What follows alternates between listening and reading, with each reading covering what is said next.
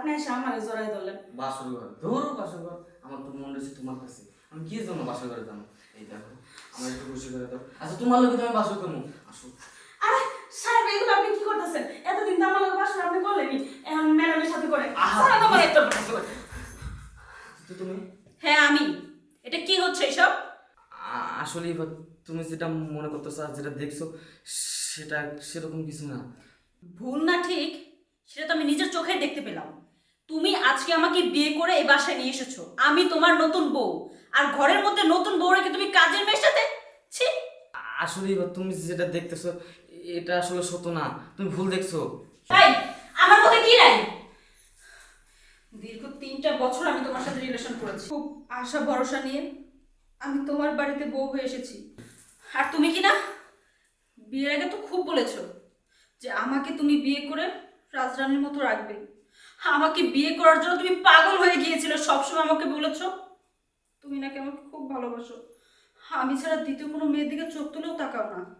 তাহলে আজকে শেষ পর্যন্ত কিনা আমাকে বিয়ে করে তুমি কাজের মেয়ের সাথে এরকম কাজ কি করে করতে পারলা? আরে বেঈমান, তোর মনে যদি এই নোংরামি ছিল তাহলে আমাকে কেন বিয়ে করলি, আমার লাইফটা কেন নষ্ট করলি? আমাকে বিয়ে না করে তো তুই এই কাজের মেয়ের সাথে সবকিছু করতে পারতি, আমার লাইফটা কেন তুই নষ্ট করলি? এবার তুমি ভুল বলছো তোমার তোমার ভালোবাসি সত্যি চুপ! তোর ওই মুখে আমি আর ভালোবাসার নামটা শুনতে চাই না। তোকে দেখে এখন আমার ঘৃণা হচ্ছে, ঘৃণা। ছি! আমার এখন ভাবতে অবাক লাগছে যে তোর মতো একটা চরিত্রহীন ছেলেকে আমি ভালোবেসে এই বাড়িতে বউ হয়ে এসেছি।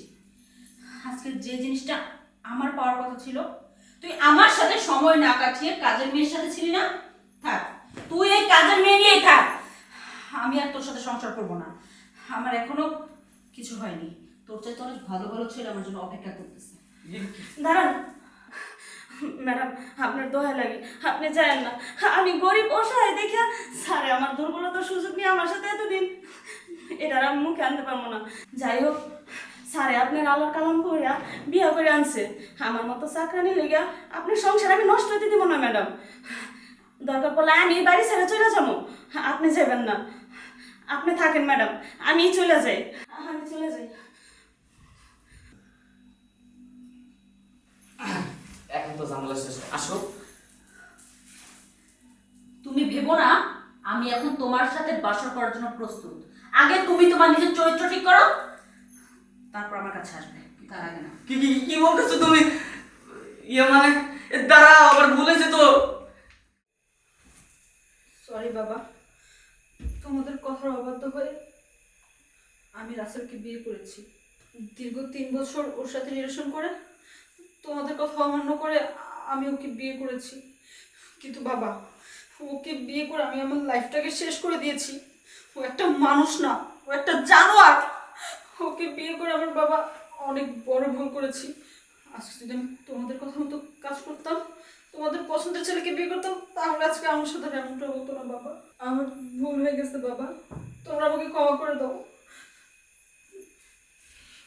এ বউ বউ বউ প্লিজ তুমি রাগ করো না দেখো তোমার আমি ভালোবাসি সত্যি অনেক ভালোবাসি আমার মাফ করে দাও আমার ভুল হয়েছে সত্যি আমার ভুল হয়েছে আমি না হয় তোমাকে ক্ষমা করে দিলাম, কিন্তু কাজের মেয়ে, কাজের মেয়েটার জীবন যে তুমি নষ্ট করেছো তার মাসুল কে দিবে? তুমি কাজের মেয়েটার সাথে যা করেছো না, সব আল্লাহ তোমাকে ক্ষমা করবে না, এর মাসুল একদিন না একদিন তোমাকে দিতেই হবে। তবে যাই হোক, আমি আমার নিজের জীবনের চাইতেও বেশি তোমাকে ভালোবেসেছি।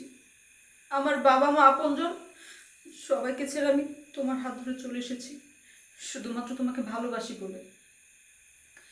তাই এবার মতো তোমাকে মাফ করে দিলাম, কিন্তু নেক্সট টাইম যদি আবার এরকম কিছু হয় না, তখন ওই বুয়ার মতো আমি তোমাকে ছেড়ে চলে যাবো।